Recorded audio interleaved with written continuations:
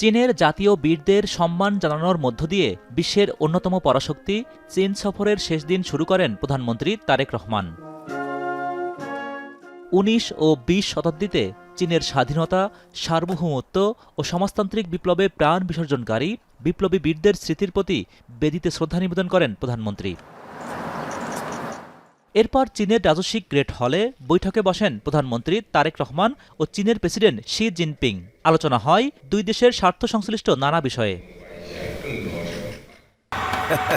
বিশ্বকাপ দেখুন বায়োস্কোপ প্লাসে, সব নেটওয়ার্কে, সব ডিভাইসে। পরে সংবাদ সম্মেলনে প্রধানমন্ত্রীর উপদেষ্টা ডক্টর মাহাদি আমিন বলেন, প্রধানমন্ত্রীর এই সফরে ১৭টি সমঝোতা স্মারক সই হয়েছে।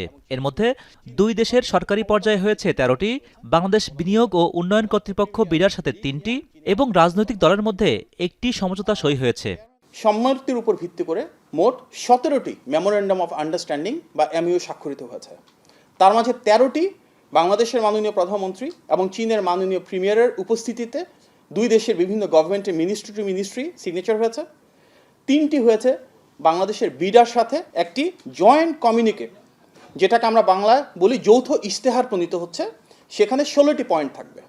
হুমায়ুন কবির বলেন, মিয়ানমারের ভেতর দিয়ে বাংলাদেশ পর্যন্ত বাণিজ্যিক করিডোরের প্রস্তাব দিয়েছে চীন। এছাড়া আঞ্চলিক সামরিক আন্তঃসহযোগিতা বাড়াতে পাশে থাকার কথা জানিয়েছে দেশটি।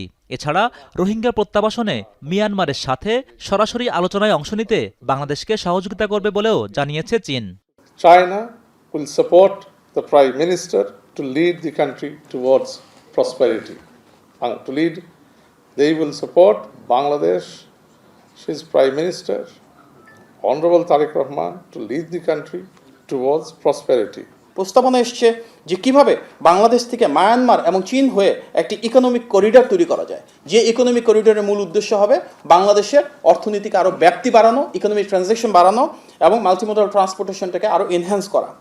এদিন প্রধানমন্ত্রী তারেক রহমান চীনের কমিউনিস্ট পার্টির ঐতিহাসিক মিউজিয়াম পরিদর্শন ও ন্যাশনাল পিপলস কংগ্রেসের স্ট্যান্ডিং কমিটির সদস্যদের সাথে সৌজন্য সাক্ষাৎ করেন। হোসেন জাহিদ, এখন, ঢাকা।